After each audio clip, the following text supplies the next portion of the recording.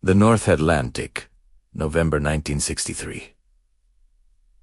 Dawn is a grey smear south of Iceland. Sleet hisses against the steel hull of the trawler. Asterisk. Eilifur 2 asterisk. On deck, every surface is rimed with ice. 17-year-old Eilifur clutches the wet rail, his hands numb inside his gloves, watching the waves march relentlessly from the horizon. It's a brutal, unforgiving sea, but a familiar one. His older brother Garhar, the captain, stands at the wheelhouse door, a silhouette against the dim light, sipping coffee. He never seems to feel the cold. Then, the world tilts. The sea ahead, not a kilometer away, heaves. It's not a wave. It's something deeper, like a great animal turning in its sleep. An instant later, it explodes. A column of black ash and steam punches a hole in the sky, a furious, churning pillar that tears through the low clouds. The ocean boils. Seabirds shriek, scattering low over the water, their cries lost in a sound that is undersound at all it is. A pressure wave that hits you in the chest. Then comes the smell. Sulfur, acrid and ancient, burning the back of your throat. On deck, a fisherman fumbles with his net, his hands slipping, his lips moving in a prayer he hasn't said since he was a boy. The date is November 14th, 1963.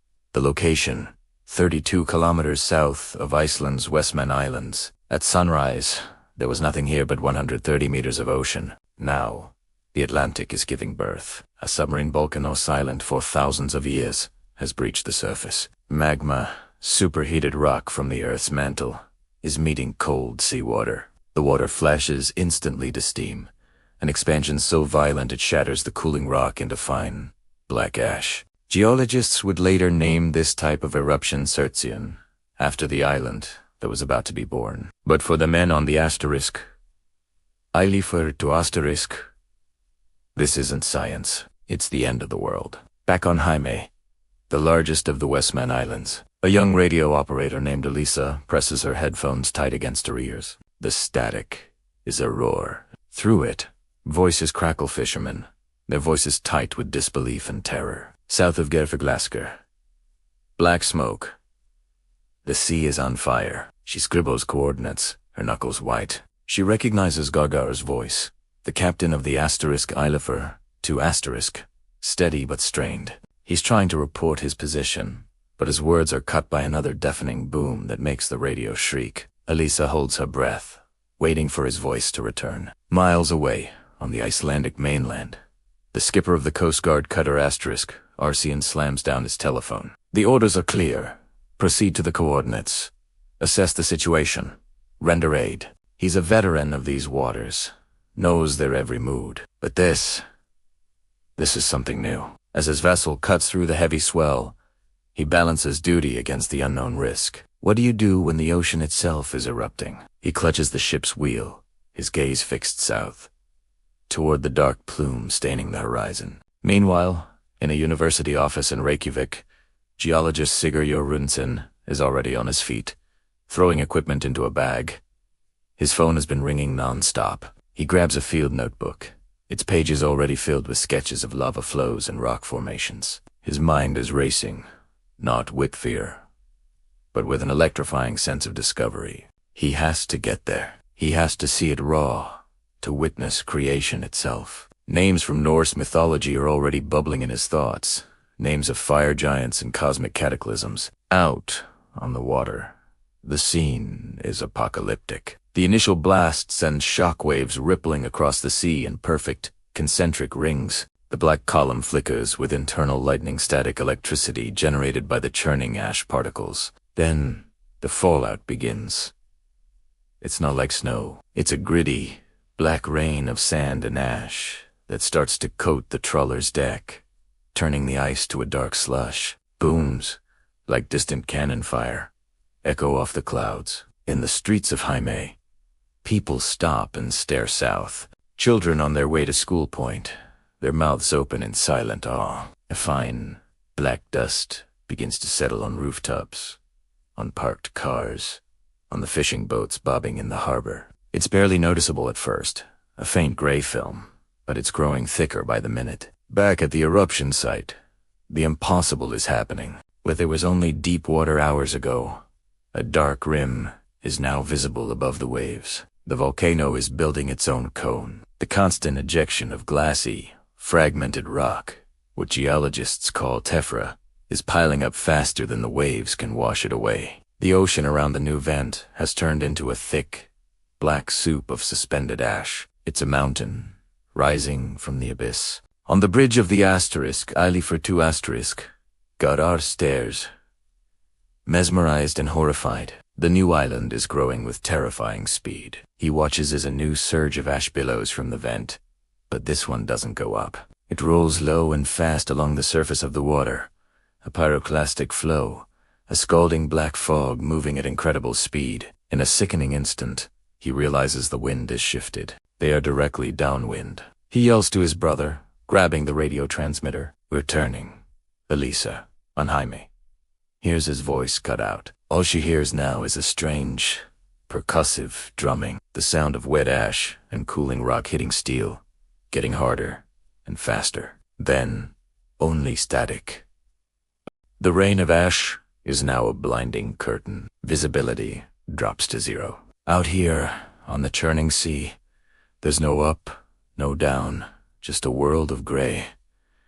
Every decision is life or death. Do you run with the wind, letting it carry you into the unknown? Or do you fight it, risking the engine, the gear, everything, to get a better look, to maybe help someone? The fine ash makes the world frictionless. Decks, as slick as ice.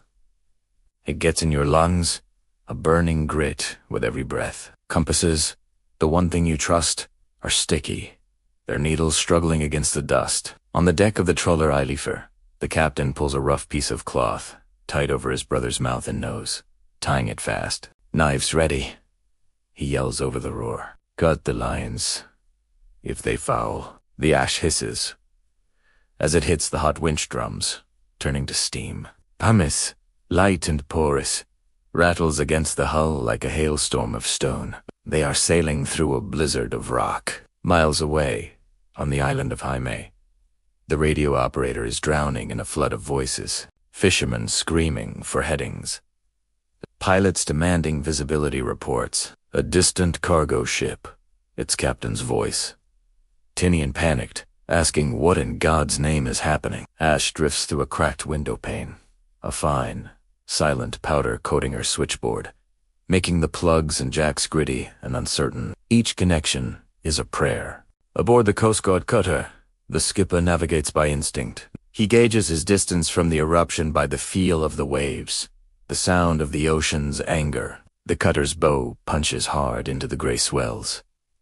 He watches the wind, his eyes fixed on the smoke and steam. If that column shifts, if the wind turns, they'll be directly in the blast zone, cooked alive by superheated gas and rock. On that same deck, a geologist stands mesmerized, a sketchbook in hand, despite the chaos. He's watching the ocean's surface around the vent. Before each thunderous blast, the sea swells upward, lifting into a vast, tea-colored dome. He sketches frantically, capturing the birth of an island, one explosion at a time. The eruptions are Surtseyan, named for this very event. They're throwing bombs, black loaf-sized chunks of rock, still molten inside hundreds of feet into the air. These are followed by something far more sinister.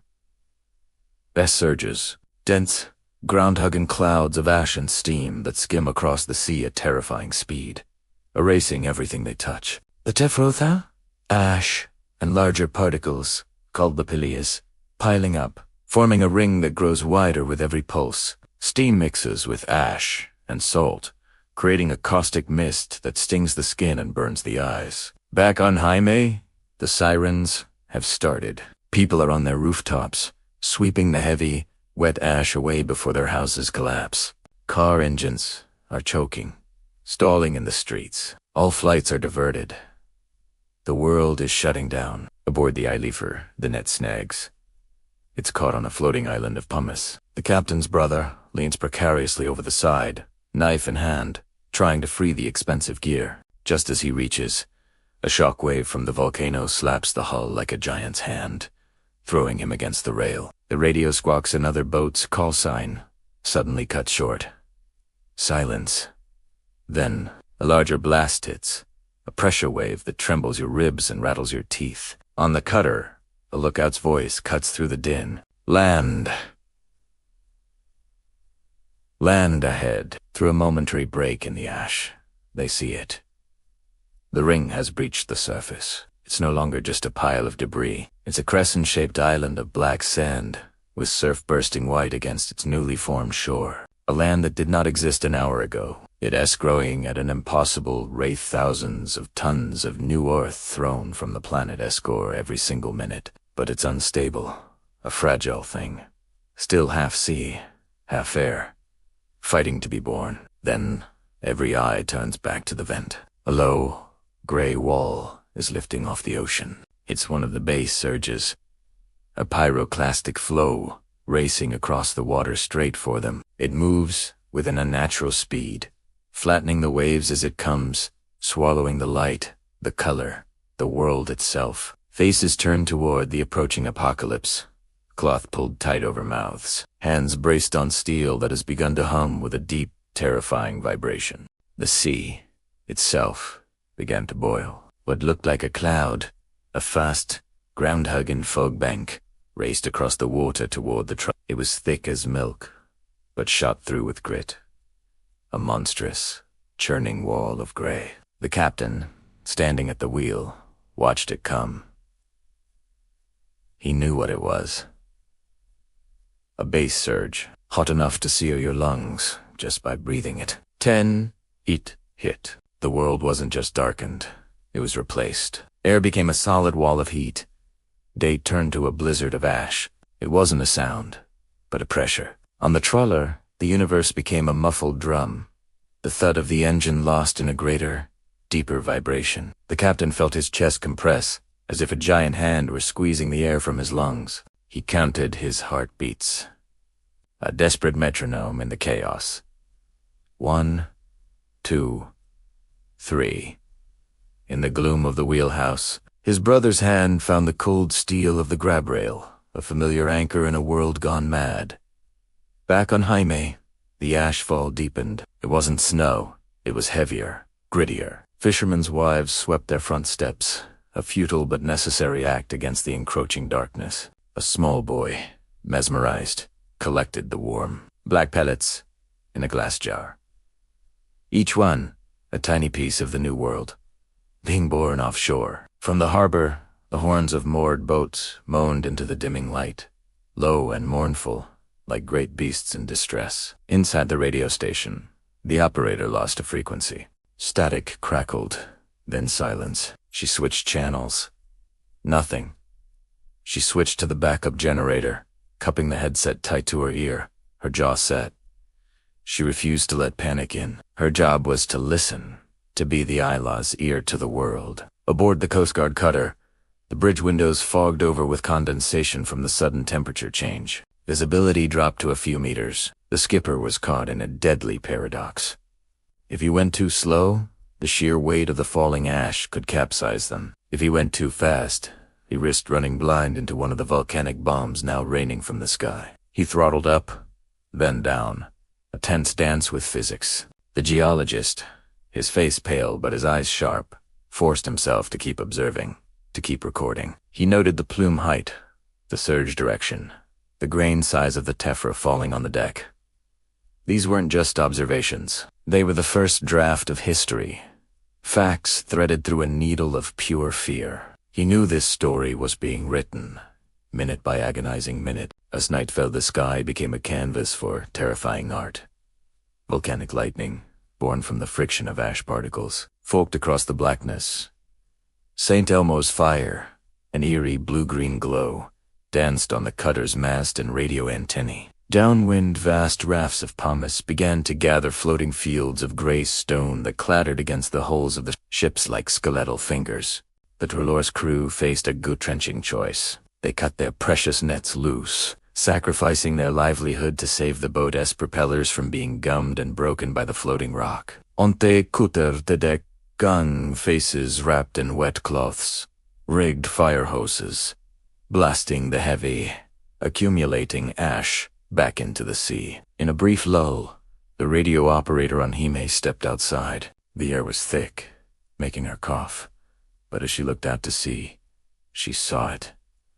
A deep orange pulse on the horizon.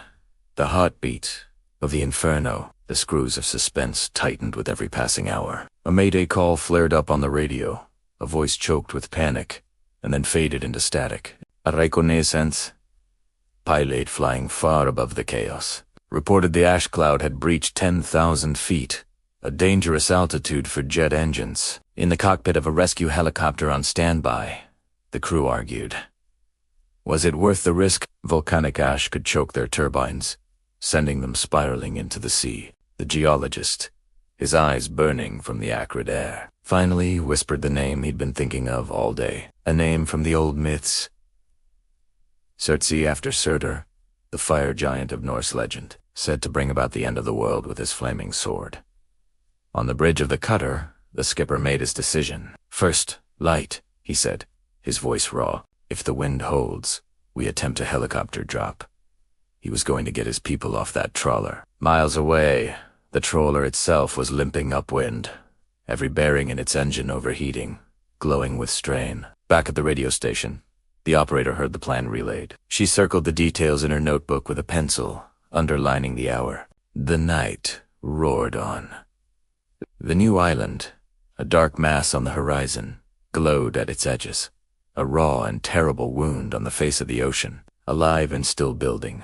The trawler slices through a volatile dawn, the air thick with the smell of sulfur and wet ash. Just hours ago, this was open ocean. Now, the horizon is blocked by a monstrous black ring, its jagged crater pulsing steam like the breath of some colossal, sleeping beast. The wind, which had been a steady gale, now slackens, then shifts unpredictably, carrying the fine, gritty dust that coats every surface and stings the eyes. On the deck of the trawler, the air is a toxic soup. The boat is nosing along the edge of a vast, spreading raft of pumice, a floating carpet of gray rock that threatens to foul the propellers. One of the fishermen, the younger brother, leans far over the stern, a long boat hook in his raw, skinned hands. He jabs at the churning water, pushing away the larger chunks of stone, his body tense with the effort. Every few moments, a racking cough shakes him, and he spits a dark,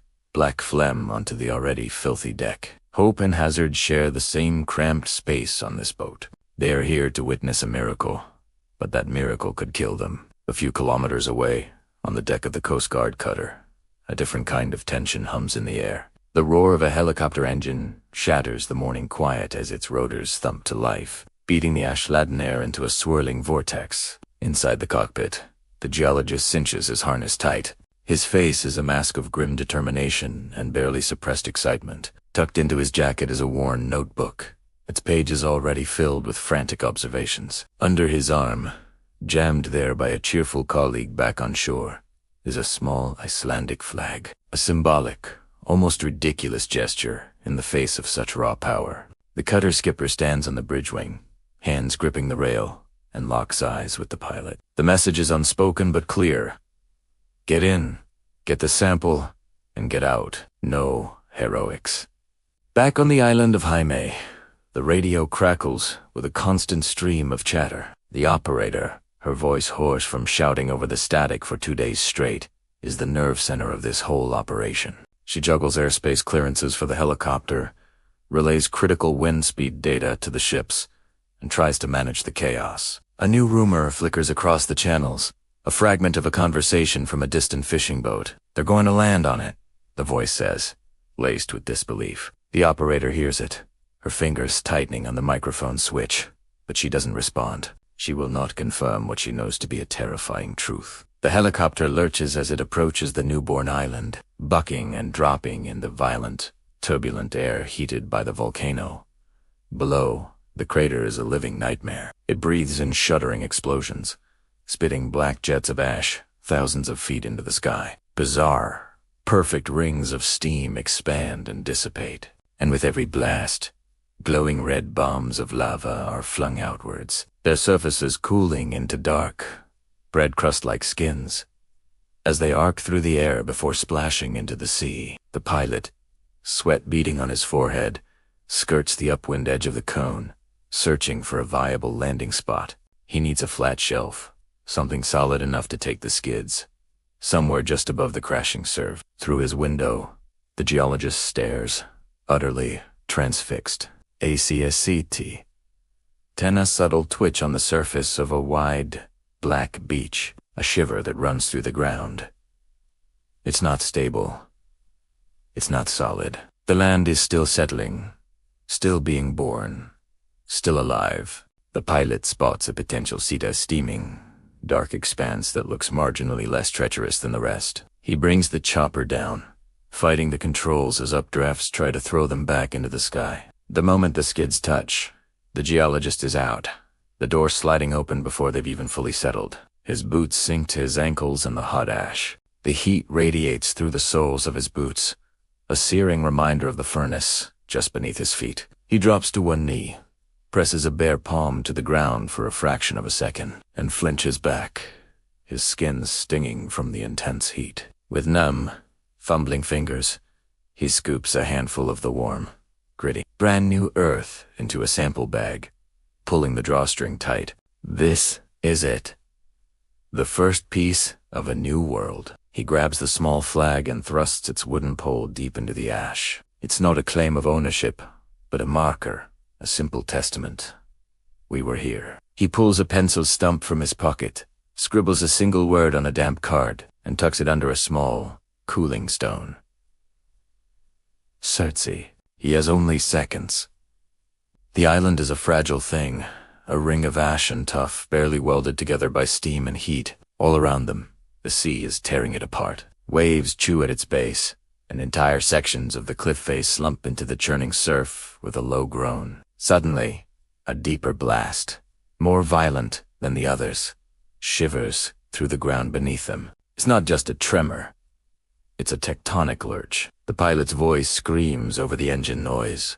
A single, sharp command. They scramble back into the helicopter. As they lift off, the pilot pulling hard on the collective, the entire section of the rim where they had just stood avalanches. A huge slice of the island collapses, sending a fat, low cloud of superheated steam and ash, sliding outwards, racing across the surface of the water. The surge, a pyroclastic flow, barrels across the sea, a gray wall of death, moving with impossible speed directly toward the cutter and the trawler waiting beyond. On the radio, the operator on Hime hears the sudden change. Voices overlap, rising in pitch, turning from calm reports to panicked shouts. The crackle of static is drowned out by a new sound, a deep, foundational rumble that grows and grows, becoming a single, overwhelming note that seems to press the very world flat.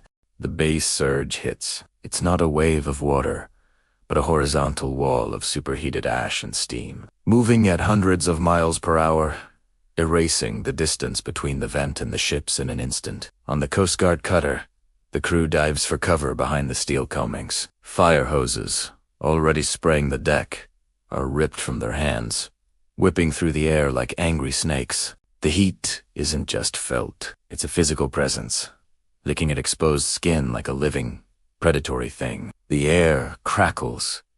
Aboard the fishing trawler, it's pure chaos. The captain has the engine screaming at full power, fighting to keep the bow pointed into the surge. The boat lifts, not on water, but on a cushion of pressure and steam. Everything tastes of metal and sulfur.